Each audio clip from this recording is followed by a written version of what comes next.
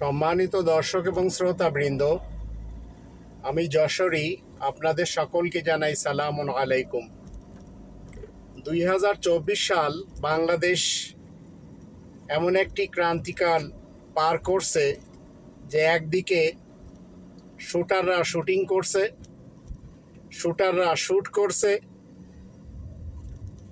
গুলিবাজরা গুলি করছে, বোমাবাজরা বোমা ফাটাচ্ছে, আর মিথ্যেবাদীরা তাদের মিথ্যার ফুলঝুড়ি আউড়িয়ে বেড়াচ্ছে।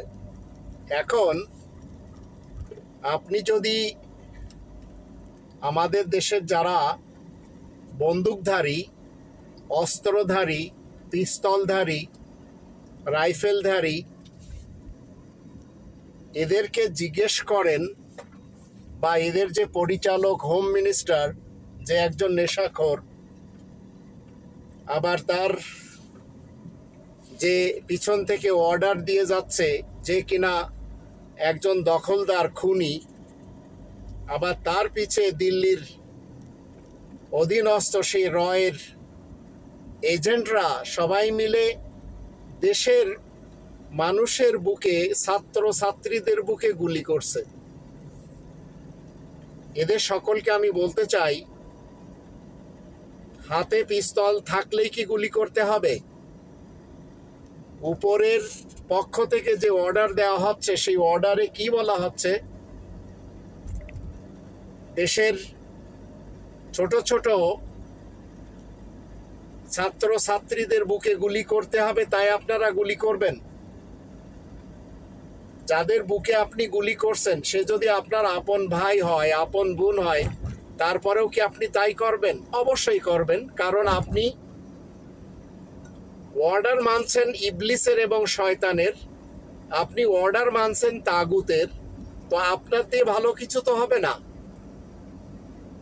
কিন্তু আপনি যে আপনার আপন ভাইকে গুলি করছেন, আপনি যে আপনার ছোট বোনকে গুলি করছেন, আপনি জান্নাতি শিশুদেরকে যারা খেলার বয়স তাদেরকে গুলি করছেন, উপর থেকে গুলি করছেন, ডান থেকে গুলি করছেন, বাম থেকে গুলি করছেন, সামনে থেকে গুলি করছেন, পিছন থেকে গুলি করছেন, আপনারা একটা বারও কি ভাববেন না যে আপনারা মূলত আপনাদের ঊর্ধ্বতন কর্মকর্তাদের, কর্মচারীদের খুশি করার জন্য, তারা আবার খুনি হাসিনাকে খুশি করার জন্য, আবার কেউ কেউ স্বরাষ্ট্রমন্ত্রীকে খুশি করার জন্য, আবার সবাই মিলে ভারতের রকে খুশি করার জন্য দিল্লির দাসখর্দ হয়ে আপনারা এই যে কাজগুলি করছেন, আপনাদের কি কখনো এই পৃথিবী ছেড়ে চলে যেতে হবে না?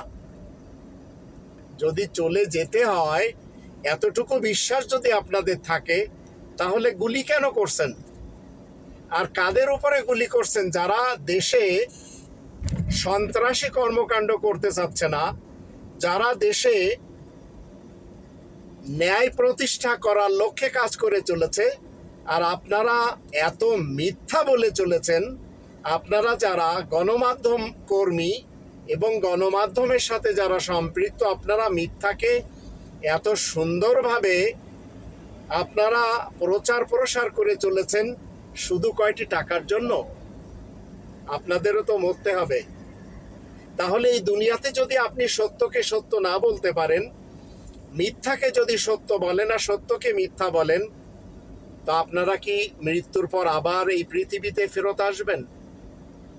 আমি সাধুবাদ জানাই ওই সমস্ত ভাই বোনদেরকে যারা ছাত্রলীগ বনাম কুত্তালীগ করতেন, সেখান থেকে যারা প্রকাশ্যভাবে তওবা করে ফেরত আসছেন। আমি সাধুবাদ জানাই ওই সমস্ত বন্দুকধারীদের যারা সব কিছু জমা দিয়ে চাকরি ছেড়ে দিচ্ছেন। আমি সাধুবাদ জানাই ওই সমস্ত লোকদেরকে যারা দেশের মানুষের বুকে গুলি করতে চাচ্ছেন না।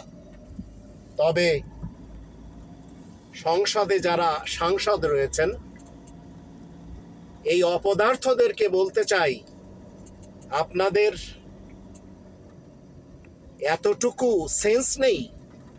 সেন্স থাকবেও বা কেন? কারণ আপনারা তো কেউ জনগণের ম্যান্ডেট নিয়ে তো আসেননি। ধিক্কার জানাই সেই ইসরায়েলি সেই পেটুয়া বাহিনী যারা কিনা দেশের খেয়ে ইসরায়েলের পণ্যকে পৃথিবীর সামনে প্রচার প্রসার করার জন্য টাইগার হয়ে খেলা করেন, ক্রিকেট খেলেন, তারা কেউ লন্ডনে গার্লফ্রেন্ডের সাথে ঘোরাফেরা করছেন সাকিব আল হাসানের মতো বদমাইশ, এরা কেউ একটা স্ট্যাটাস দিতে রাজি না। যেখানে সবাই মিলে দেশের এই শিক্ষার্থীদের সাথে দিচ্ছে, সেখানে এই দুমুখ মুনাফিক হারামখোর বজ্জাত এরা কেউ রাজি না একটু চিন্তা করতে। তাই আপনারা এই গুলির রাজনীতি বাদ দিন, শুকনা রুটি খেয়ে ঘরে বসে থাকুন। আপনারা সত্যকে মিথ্যা বলবেন না, মিথ্যাকে সত্য বলবেন না, কারণ আপনারা যারা সাংবাদিক রয়েছেন, মিডিয়ার সাথে আপনারা যারা সম্পৃক্ত রয়েছেন, আপনারা ফলো করুন সেই ডচ এভেলের সেই বিশেষ ব্যক্তিকে, যে কিনা বলেছে সংসার চালাতে মুড়ি বিক্রি করে খেলেও তো কোনো সমস্যা নেই আমার, সেটিও তো তার জন্য গর্ব। সে কি কম শিক্ষিত? সেই খালেদকে যদি আপনারা একটু ফলো করেন, আবার যারা ভিন দেশে বসে সত্য কথাগুলি বিভিন্নভাবে প্রকাশ করে চলেছেন, তাদের মতো যদি আপনারা নির্ভীক হতে পারেন, সাংবাদিকতা করেন, গণমাধ্যমের কর্মী হন, কোনো সমস্যা নেই। আর যারা অস্ত্রধারীরা এখন অস্ত্র জমা দিয়ে, পোশাক জমা দিয়ে যারা পদত্যাগ করছেন, তাদেরকে ফলো করুন। আর সেই বাংলাদেশ আওয়ামী লীগের সেই ভাই বোনদেরকে আমরা স্যালুট জানাই, যারা বুঝতে পেরেছেন এতটি বছর পরেও যে না, আর তাদের সাথে থাকা যায় না। আবার ছাত্রলীগের সেই ভাই বোন যারা প্রকাশ্যভাবে ইস্তেফা দিয়ে দিচ্ছেন, নিজ নিজ স্ট্যাটাস তারা কিভাবে দিচ্ছেন যে আর এদের সাথে দেওয়া যায় না, কারণ দেশের ভাই বোনদেরকে গুলি করছে। এই পেটুয়া বাহিনী এবং খুনি হাসিনা আর এই স্বরাষ্ট্র মন্ত্রী আর এই পুলিশের যারা ঊর্ধ্বতন কর্মকর্তা কর্মচারী রয়েছেন, যারা বিজেপি, যারা বন্দুকধারী রয়েছেন, যারা বাংলাদেশ সেনাবাহিনী রয়েছেন, যাদেরকে আজ বলা হচ্ছে সোনা বাহিনী, আরও কত কিছু গালি দেওয়া হচ্ছে, এগুলি কি আপনাদের প্রাপ্য ছিল? বর্ডারে আপনারা ভিসা বিলাই হিসেবে থাকেন, পারেন না ভারতকে কোনো জবাব দিতে, কারণ আপনারা তো সেই ভারতের গোলাম। আর আপনারা ঢাকা শহর এবং দেশের বিভিন্ন শহরে বীর হিসেবে আপনারা কি করছেন? প্রকাশ করছেন। আপনাদের তো একে একে সবার ফিরিস্তি তৈরি করা হয়ে গেছে। শেখ হাসিনা চিরকাল পৃথিবীতে থাকবে না, আপনারাও থাকবেন না, কিন্তু আপনারা এলাকায় যাবেন কি করে?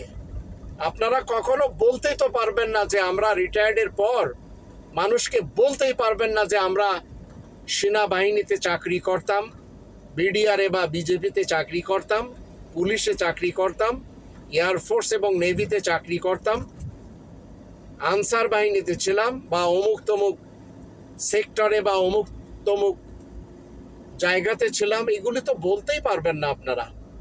তাহলে আপনাদের সমস্যা কোথায়? কেন আপনারা সত্যের জন্য নির্ভীক হচ্ছেন না? আমি সকলকে বলতে চাই, ওই সমস্ত শিক্ষক এবং শিক্ষিকা ভাই বোনদের মতো আপনারাও বেরিয়ে আসুন, যারা কিনা ছাত্রদের পক্ষে কান্নাকাটা করছে, যারা আজ কুশিক্ষক, যারা কুবুদ্ধিজীবী, যারা টকশোতে যারা হাসিনার পক্ষ নিয়ে চলেছেন, তাদেরকে যারা ধিক্কার জানাচ্ছে, আপনারা তাদের সাথে এসে যান। ইনশাআল্লাহ এই দেশে অচিরেই ন্যায়বানরা এই দেশকে চালাবে। এই সোনার ছেলেরা এই দেশকে এগিয়ে নেবে। আর যদি এরা হেরে যায়, মনে রাখবেন আপনারা সবাই হেরেছেন, আর আপনাদের নিস্তার হবে না, আপনারা কোনোভাবে বাঁচতে পারবেন না। আল্লাহ আমাদের সবাইকে সত্যকে সত্য বলার, মিথ্যাকে মিথ্যা বলার, খুনিকে খুনি বলার এবং ভালোকে ভালো বলার তৌফিক দান করুন।